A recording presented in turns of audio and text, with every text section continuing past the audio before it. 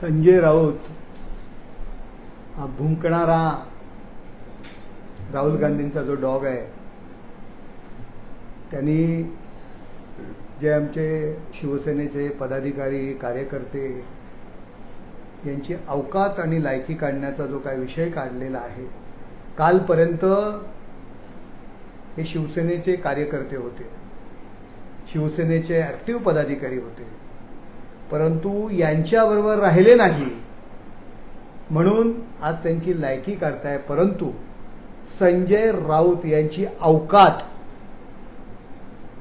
संजय राऊत यांची लायकी, यांची पात्रता ही उद्धव ठाकरे यांनीच दाखवून दिलेली आहे। त्याचं मी तुम्हाला एक उदाहरण देतो। बाळासाहेब ठाकरे हिंदुहृदय सम्राट सामनाचे संपादक होते, त्यावेळी संजय राऊत हे सामनाचे कार्यकारी संपादक होते। पत्रकारितेचा काहीही अनुभव नसलेले उद्धव ठाकरे हे सामनाचे संपादक झाले आणि संजय राऊत हे त्याच ठिकाणी कार्यकारी संपादक झाले। उद्धव ठाकरे मुख्यमंत्री झाले, त्यावेळी सामनाच्या संपादक रश्मी ठाकरे झाल्या। काहीही पत्रकारितेचा अनुभव नाही आणि संजय राऊत कार्यकारी संपादकच राहिले। उद्धव ठाकरे मुख्यमंत्री पदावरून उतरले, पुन्हा सामनाचे संपादक उद्धव ठाकरे झाले आणि हा भुंकणारा डॉग संजय राऊत अजूनही सामनाचा कार्यकारी संपादकच आहे। अहो, 2 वर्ष 5 वर्ष नोकरी केल्यानंतर बढती मिळते, प्रमोशन मिळतं, परंतु ह्यांची अवकात नाहीये, यांची पात्रता नाहीये, यांची योग्यता नाहीये। म्हणून उद्धव ठाकरे यांनी गेले कित्येक वर्ष यांना कार्यकारी संपादकच ठेवलेला आहे।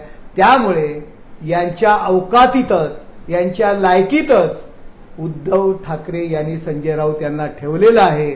त्यामुळे संजय राऊत, आपण कोणाची पात्रता, कोणाची लायकी काढायला जाऊ नका। आपली लायकी, आपली पात्रता उद्धव ठाकरे यांनी दाखवून दिलेली आहे।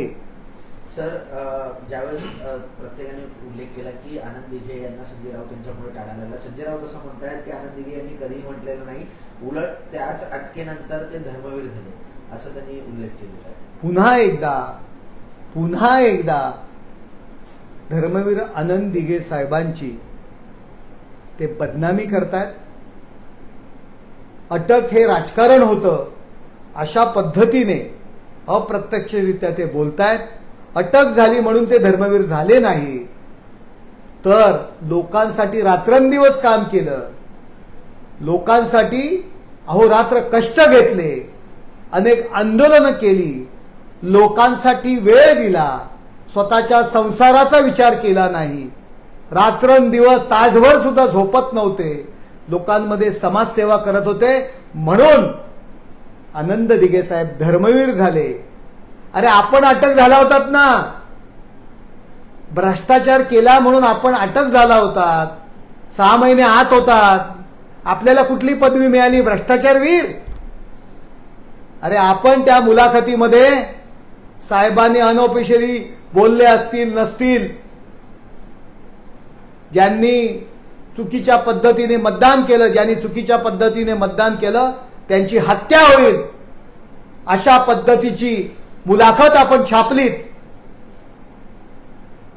आणि त्यामुळे त्या स्टेटमेंटच्या आधारे, आणि दिघे साहेब होते, दिघे साहेब कधीही त्यातून मागे हटणारे नव्हते, जे बोलते तेच ते करणारे होते आणि त्या मुलाखतीच्या आधारे, त्या स्टेटमेंटच्या आधारे वाचा तुम्ही तो खटला। त्या स्टेटमेंटमुळे तुम्हाला छापण्याची गरज नव्हती आणि तुम्ही त्या पद्धतीने ते छापलत आणि म्हणून दिघे साहेबांना टाळायला लागला आणि दिघे साहेब धर्मवीर झाले ते त्यांच्या मेहनतीमुळे, रात्रंदिवस केलेल्या कष्टामुळे, गोरगरिबांची केलेल्या सेवेमुळे ते अटक झाले, म्हणून धर्मवीर नाही झाले. दिघे साहेबांची बदनामी करण्याचं पुन्हा एकदा थांबवा. सर, त्यांचं असं देखील म्हणणं आहे, काल जो काही आंदोलन झालं तर त्यांचं असं म्हणणं आहे की या स्टेटमेंटमुळे ठाण्यात कोणाचीही नाराजी नाही, ठाण्यात नाराजी म्हणजे ठाणे यांच्या काय बापाचं आहे. ठाणं नाराजी झाली की नाही ती संध्याकाळची जी काही प्रेस कॉन्फरन्स झाली त्याच्यातनं तुम्हाला लक्षात आलं असेल. आणि यांनी दिलेला आदेश, मला तरी असं वाटतं की राजन विचारेंना पण ते आज पक्षातनं काढून टाकतील आणि केदार दिघेला. कारण त्यांनी सांगितलं होतं की बाळासाहेबांच्या शेजारी दिघे साहेबांचा फोटो लावून तुम्ही बाळासाहेबांचं महत्व कमी करता, बाळासाहेबांच्या शेजारी दिघे साहेबांचा फोटो लावला नाही पाहिजे. आणि दिघे साहेबांचं नाव तुम्हाला घेतलं नाहीत ना, त्याचे उरले सुरलेली लोक आहेत ना, ती पण निघून जातील ठाण्यातनं. हे तुम्हाला काल राजन विचारे यांनीच तुम्हाला दाखवलेलं आहे. तुमच्यात हिंमत असेल, तुम्ही तुमच्या स्टेम असाल तर राजन विचारेची आज पक्षात हकलपट्टी करा. हे बघा, की बाजू घेण्याकरता जी प्रेस कॉन्फरन्स घेतली त्यामध्ये बाळासाहेबांच्या शेजारी धर्मवीर आनंद दिघे साहेबांचा फोटो लावलेला आहे कालच्या पत्रकार परिषदेमध्ये. म्हणजे राजन विचारे पण तुम्हाला फाट्यावर मारतोय, तुमचं ऐकत नाहीये. काय कारवाई करणार राजन विचारेवर? अहो, दिघे साहेबांचं नाव तुम्हाला घ्यावंच लागणार. आणि काय फेकाफेकी करताय हो? दिघे साहेब होते तेव्हा फक्त जिल्हा प्रमुख पद होतं आणि शिवसेना नेता पद होतं. अहो, दिघे साहेब जिल्हा प्रमुख असताना आपण अनंत रे यांना, दिघे साहेबांना विरोध करण्याकरता उपनेते नेमलं होतं. काढा इतिहास, सामन्यामध्ये बोरू बहादरगिरी करत होतात आपण. काय खोटं सकाळी उठून भुंकताय, पत्रकारांना खोटं सांगताय. दिघे साहेबांपेक्षा उपनेत्याचा फोटो मोठा लावा म्हणून मातोश्रीवरनं आपणच आदेश देत होतात ना आपले नेते. दिघे साहेब जिल्हा प्रमुख असताना अनंत रे यांना उपनेते आपण का केलं याचं उत्तर आपण द्या. दिघे साहेबांना किती छळ केला, किती मानसिक त्रास दिला. ज्या अनंत रे यांना दिघे साहेबांनी महापौर केलं त्यांना त्यांच्या डोक्यावर आणून बसवण्याचं काम आपण सर्व मंडळींनी केलेलं ठाणेकर विसरलेले नाहीयेत. तुमचा सर्व लेखाजोखाने सकाळी खोटं काय सांगताय? त्यावेळी इतर पदं नव्हती, काढा माहिती. सर, त्यांनी असं सांगितलंय की आनंद आश्रमावर कधी आनंद दिघेंनी स्वतःचं नाव लिहिलेलं नाहीये, पण आता एकनाथ शिंदेचं नाव आहे तिथे. नाही, आणखी एक सकाळी हा डॉग, राहुल गांधींचा सध्या असलेला डॉग खोटं नाटं सांगत होता की ती पर्सनल प्रॉपर्टी म्हणून या ठिकाणी एकनाथ शिंदे यांनी स्वतःच्या नावावर करून घेतलेली. किती खोटं बोलता.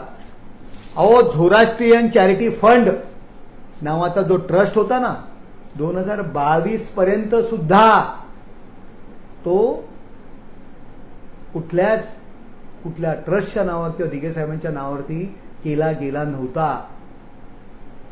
याच्या मागचं कारण सुद्धा आपणच आहात.